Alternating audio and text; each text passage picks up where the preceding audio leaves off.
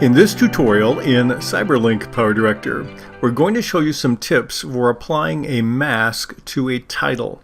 This is a new feature for owners of PowerDirector 20 or subscribers to PowerDirector 365. We'd like to show you this technique applied in the following example, and then we'll show you some tips about doing this yourself.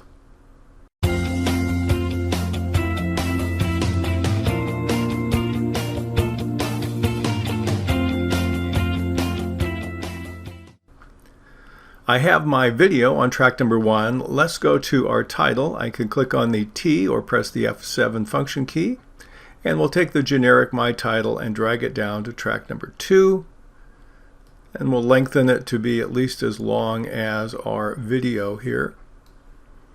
And then we need to get into the title designer. I'll double click, or I can press the F2 function key to get into the title designer. We're going to change the content of this to be the word sunrise, and then we'll change the font family to impact. I'll leave the size about the same. We're going to change the font face. We have a new option under color. I'll click the down arrow, go to gradient color, and I have my new gradient option on the left. We'll use that. We'll click on the black box on the left, get to our color selector. Let's do something in the orange family, and we'll do the one on the right, and we'll do something in the yellow family, and then we'll add another orange on the left side.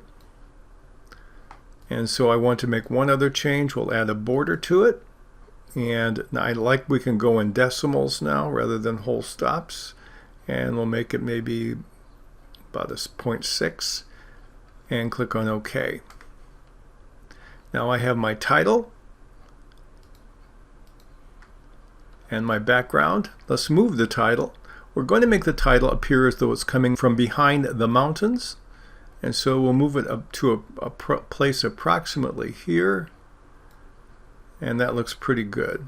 Okay, so what I want to do now is I want to do some masking on my title text. In order to do that, I need to have the title highlighted. Then I click on the Tools button above the timeline and choose Mask Designer. Now I'm going to create a custom mask for this title. To do it well, I'm going to click on my magnifying so I can see this better. And now we'll choose the right option, which is Create a Custom Selection Mask. You notice it dimmed out my title, so now I'm going to make a mask, and we're going to follow the outline of the mountains, cutting out part of the bottom letters of title. And I'll fast forward this, and so I have my mask. I'll simply click on OK when I'm done. And now we have the word sunrise behind the mountains. But let's make the word sunrise rise as the sun actually would. How do we do that? We're going to keyframe it.